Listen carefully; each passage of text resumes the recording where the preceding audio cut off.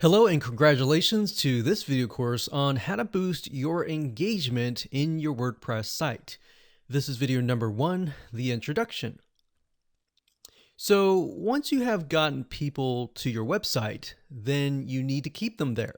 So if you think about it, you work really hard to do traffic generation, social media, search engine ranking. You get them to your website and they leave and you don't know why. You might have some content, but you don't know why they're not interacting. You don't know why they're not commenting and all that. So engagement is crucial because the more you can get people to engage with your website, the more they will grow closer to knowing you, to liking you, and ultimately trusting you. Once you get all this figured out and you get the engagement, then you can turn them into visitors, into subscribers, and build your email list. So that's essentially the ultimate goal here, because once you get them onto your email list, then you can build a further relationship. And then of course you can sell your products and your services. So the big question is how? How do you get them to stay on your website and get fully engaged? Well, first things first, the way we've laid this video course out is to make sure that the speed of your website is fast. Because a lot of times people overlook this factor and they go straight to the engagement plugins or they go straight to the content and they don't know why people leave.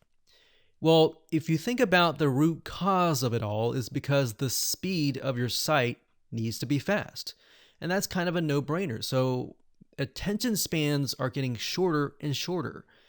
And that is why you need to look at that first. So once you've gotten their attention, you got to keep them engaged, which is the key. So in video number 2, we're going to talk about how you can learn how to test the spot. In video number 2, you'll learn how to test your speed of your WordPress site, because obviously before you need to speed it up, you need to know what your status is. So if you happen to test the speed of the site and it happens to be a big A+, then you're good to go. You don't have to do anything.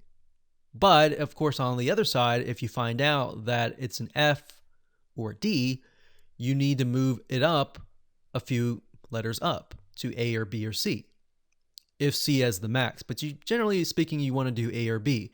And you'll see what I mean in just a second when we test it out in video number 2. And of course, video number 3, we'll talk about once you know your speed, how do you actually speed it up? Well, there are 2 factors here. There are plugins, and then there are the way that your web hosting company has set your server up for your WordPress site. Get more into that later on. But the general idea is that there's certain plugins out there that will help you speed it up, and then there are certain plugins out there that may help you a little bit, but don't help you as much as the other ones. So this is based on our tests, so that way you don't have to reinvent the wheel. Video number 4, we'll talk about how you can speed it up by analyzing your web hosting setup. So like I said, some web hosting companies have set up the servers to handle regular sites that are not WordPress, and then some are WordPress only. And we'll talk more about that in just a second. Video number 5 is when we start to talk about the hacks. So video 5, 6, and 7 will be hack 1, 2, and 3.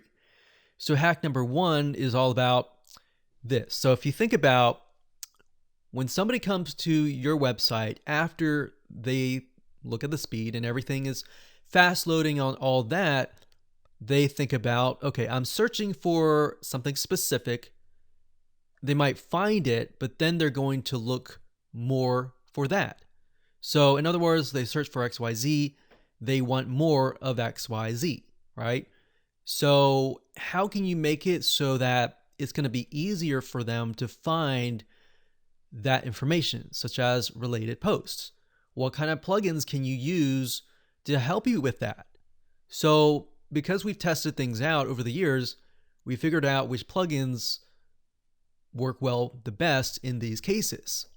And of course, when we move on to video number 6, which is hack number 2, we'll talk about getting more people engaged in the comments area. So after they like your content, then the next step after that is they're going to want to comment and engage with you.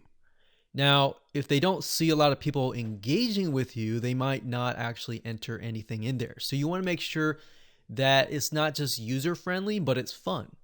So we'll show you plugins that you can use for that as well.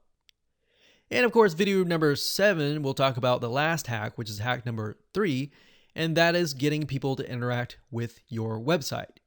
Now, although we're talking about interaction as a whole, this covers mainly getting pieces of areas of your website, such as polls, such as maybe ads, such as forums, such as little areas of your website that you can still get them to interact. You can actually think of these as mini transactions to get them closer to liking and knowing and trusting you. All right. So that would be the next step after the comments. So these 3 areas are actually very often overlooked, but they're very, very important to getting people closer to wanting to subscribe onto your email list. So after this, of course, we move on to video number 8. And by this point in time of the sequence and of the phase, people are now aware of you.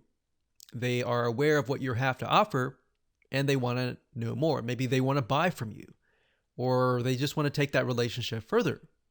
So in video number 8, we'll talk about how to turn your visitors and get them to turn into subscribers and ultimately build your email marketing list. So the email marketing list is the asset that you want to have at the end of the day. The blog is important as well, but the email marketing list is extremely important because that is what is going to help you make more money in the long run. All right. So with that said, let's move on to video number 2.